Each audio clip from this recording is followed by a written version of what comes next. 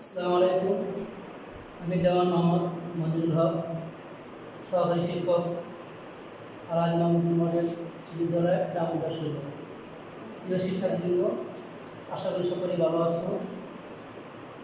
আজ আমি তোমাদের অনলাইন ক্লাস করব। শ্রেণী ষষ্ঠ, বিষয় গণিত, অধ্যায় তৃতীয় অধ্যায় অনুশীলনী 2.1 অনুপাত অধ্যায় নিয়ে আমরা আলোচনা করব। অনুপাত অধ্যায় নিয়ে আলোচনা করব। সেখানে আমি তো বলে লিখে দিয়েছি অনুপাতের সংজ্ঞাটা, দুটি সমজাতীয় রাশির একটি অপরটির তুলনায় কত গুণ বা কত অংশ তা একটি ভগ্নাংশ দ্বারা প্রকাশ করা যায়। এই ভগ্নাংশটি এই রাশি দুটি অনুপাত বলে। তাহলে পেলাম কি আমরা? অর্থাৎ বলতে পারি যে অনুপাত একটি ভগ্নাংশ এবং এই অনুপাতের কোনো একক নেই। সবাই শিক্ষার্থী বন্ধুরা অনুপাতের সংজ্ঞাটা বুঝতে পেরেছ। এরপরে আছে অনুপাতকে আমরা বিভিন্নভাবে ভাগ করা যায়, বিভিন্নভাবে সংযুক্ত করা যাচ্ছে। তাহলে প্রথমে পাচ্ছি সরল অনুপাত। যে অনুপাতের দুটি রাশি থাকে তাকে কি বলে?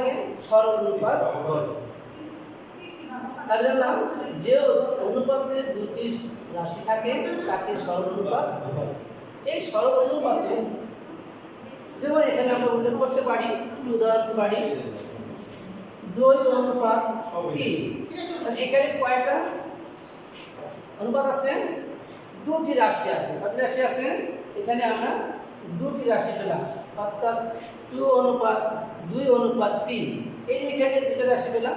এই দুটি রাশি এই রাশি আমরা বলবো সরল অনুপাত। তাহলে দেখা যাচ্ছে প্রথম একটা রাশি পেলাম, এই রাশিটার নাম হচ্ছে আমরা বলবো, প্রথমটা কি বলবো? পূর্ব রাশি। আর এবং দ্বিতীয় একটা রাশি পেলাম, এটাকে বলবো আমরা উত্তর রাশি। তাহলে আমরা জানলাম যে অনুপাতের যে রাশিগুলো থাকে, আমরা এই সরল অনুপাতের রাশিগুলোকে আমরা প্রথমটাকে বলবো আমরা পূর্ব রাশি এবং দ্বিতীয়টাকে বলবো আমরা উত্তর রাশি। তাহলে সকলেই বুঝতে পেরেছ যে সরল অনুপাতটা কি। এরপরে যাচ্ছি আমরা লঘু অনুপাত।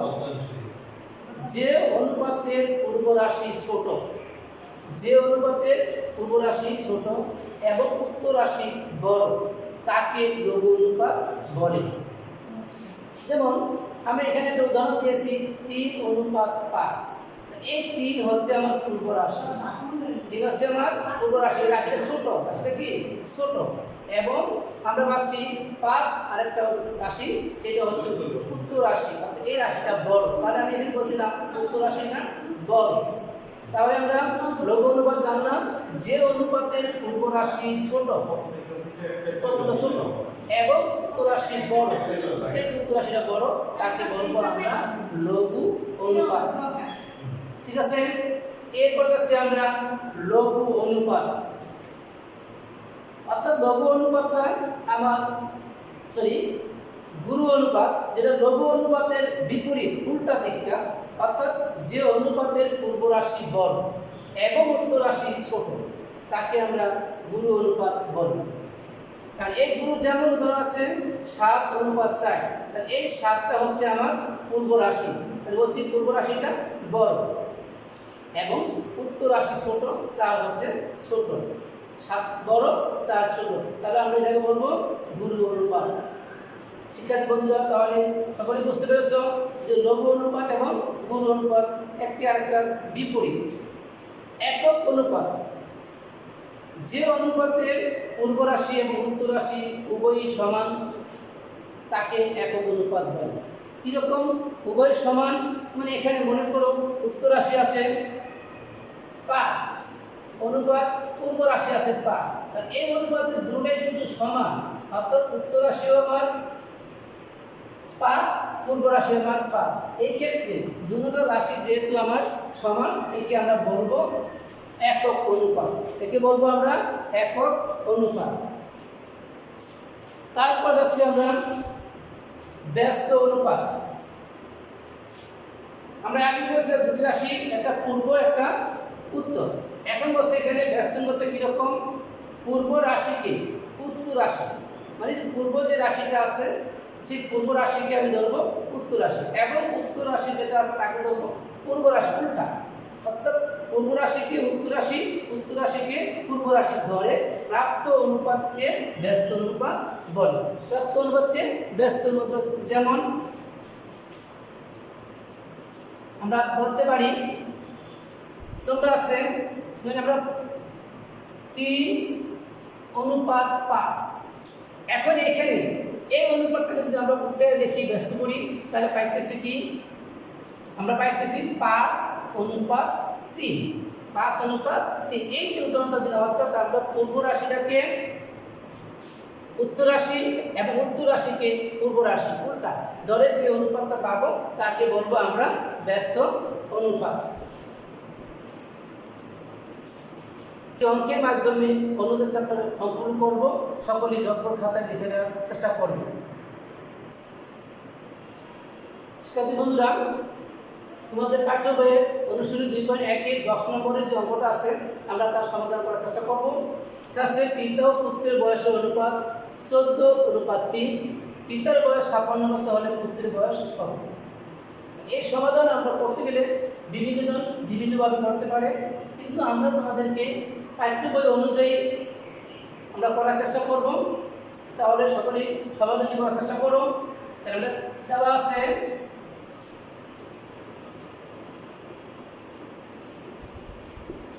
আছে পিতার বয়স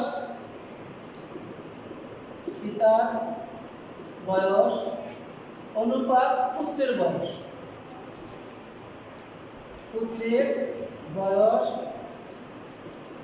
সমান 14:3। তাহলে আমরা কি পেলাম, এখানে দেওয়া আছে পিতার বয়স পুত্রের বয়সের বয়স সমান অনুপাত কত, 14:3, যেটা আমার প্রশ্নের মধ্যে দেওয়া আছে। তাহলে আমরা এখন করতে পারি বা অনুপাতের প্রথমটা উপরে, তাহলে এখানে প্রথম কি আছে, পিতার বয়স, অনুপাত দ্বিতীয় আছে কি, পুত্রের বয়স। তাহলে আমরা এখানে লিখব পিতার বয়স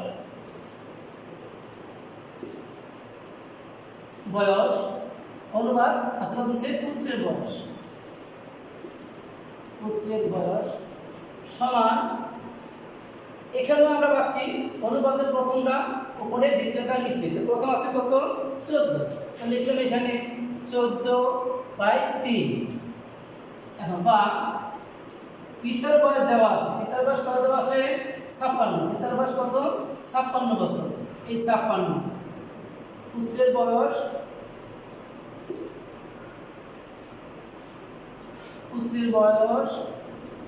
এখন আমরা 14/3। এখন আমরা কি করবো, আর গুণ করবো। আর গুণ করলে আমরা স্বাভাবিক অবস্থায় অর্থাৎ যেটার বয়স বের করতে চাই তখন আমরা কি করি, বাম পাশে সেটা লেখার চেষ্টা করি।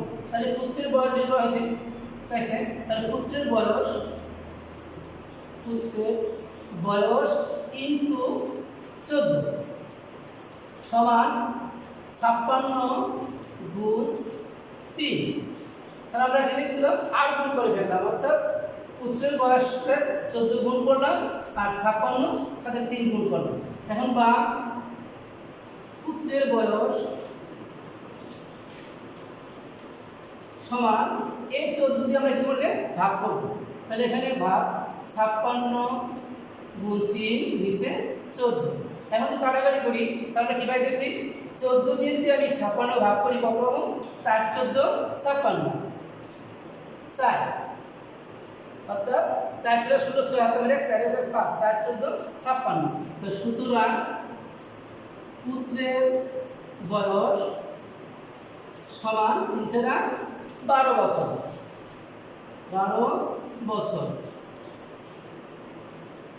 তাহলে শিক্ষার্থী বন্ধুরা সকলেই আশা করি বুঝতে পেরেছ যে আমরা পুত্রের বয়স, যদি পিতার বয়স 56 বছর হয় তাহলে পুত্রের বয়স কত হবে, 12 বছর।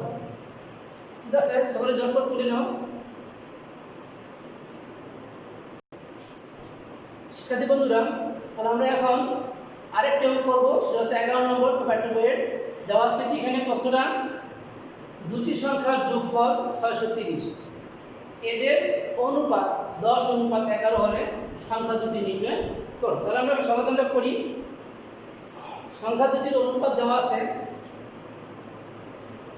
সংখ্যা দুটির অনুপাত কত দেওয়া আছে? 10:11। সংখ্যা দুটির অনুপাত দেওয়া আছে 10:11। অনুপাতের সংখ্যাগুলোর যোগফল আমরা করে ফেলি। সুতরাং অনুপাতের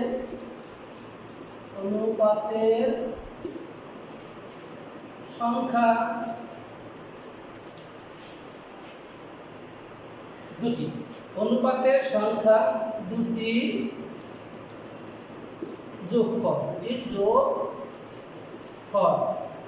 তাহলে যোগফল কত আমরা পেলাম? 10 আর একটা পেলাম 11। 10 যোগ 11 কত ফল হয়ে গেল? যোগ করলে 21। তাহলে আমরা এখানে সংখ্যা দুটো অনুপাত দেওয়া আছে 10:11। অনুপাতের সংখ্যা দুটি যোগ করে পেলাম কত আমরা? 10 যোগ 11 সমান 21। এবার আমরা দুটি সংখ্যা নির্ণয় করে ফেলি। তাহলে প্রথম সংখ্যাটি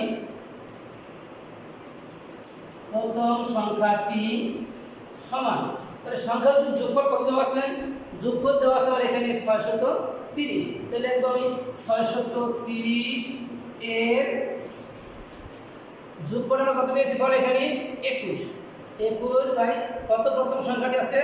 10। তাহলে কত সেখানে আমি কাটাকাটি করি 3 দিয়ে, অর্থাৎ 3 21 63 শূন্যটা এখানে বসায় দিলাম। তাহলে কত হলো? 30। এখন 30 এবং 10 যদি আমরা গুণ করি কত হলো? 300। তাহলে আমরা প্রথম সংখ্যাটি পেয়ে গেলাম কত? 300। এরপরে চলে যাচ্ছে আমরা দ্বিতীয় সংখ্যাটি। আচ্ছা, দ্বিতীয়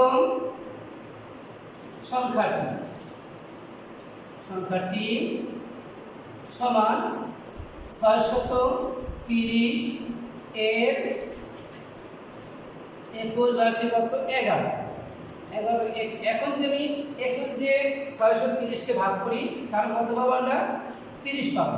এখানে লিখলাম 30, এটা লিখলাম এই। এখন দেখো 30 এবং 11 যদি গুণ করি 3 11 কত? 33, শূন্যটা বসায় দিলাম। তাহলে কত হলো? 330। তাহলে আমরা কি পেলাম? প্রথম সংখ্যাটি পেলাম আমরা 300, আর দ্বিতীয় সংখ্যা পেলাম কত? 330। এখন আমরা বুঝবো কিভাবে যে আমার উত্তরটা ঠিক আছে কিনা। অর্থাৎ যদি আমি ওখানে বসছে যে সংখ্যা দুটির যোগফল, অর্থাৎ আমি একটি সংখ্যা পেলাম এই 300, আরেকটি সংখ্যা পেলাম আমি কত? 330। এই দুটি সংখ্যা যদি যোগ করি তাহলে আমার এখানে 630 হবে কিনা? হ্যাঁ, অবশ্যই হবে। দেখা যাচ্ছে 300 আর 330 যোগ করলে পাচ্ছি আমরা 0, 3, 630। তাহলে মিলে গেছে, আমার উত্তরটা সঠিক। দেখো তাহলে প্রথম সংখ্যাটি 300 এবং দ্বিতীয় সংখ্যাটি 330। শিক্ষার্থী বন্ধুরা, আশা করি সকলেই তাহলে বুঝতে পেরেছ। তাহলে আমরা আগামী ক্লাসের জন্য তোমাদের যদি বাড়ি কাজ দেবো, অর্থাৎ এই যে দুটি অঙ্ক আমি করলাম 11 এবং 10 এবং 11, এই দুটির মতো করে তোমার পাঠ্য বইয়ে আমি আরও দুটি বাড়ির কাজ দিচ্ছি। বাড়ির কাজ ধরো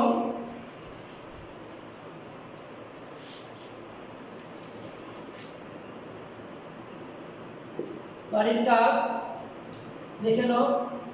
তোমার পাঠ্য বই এই অনুশীলনী, অর্থাৎ এই 2.1 অনুশীলনীর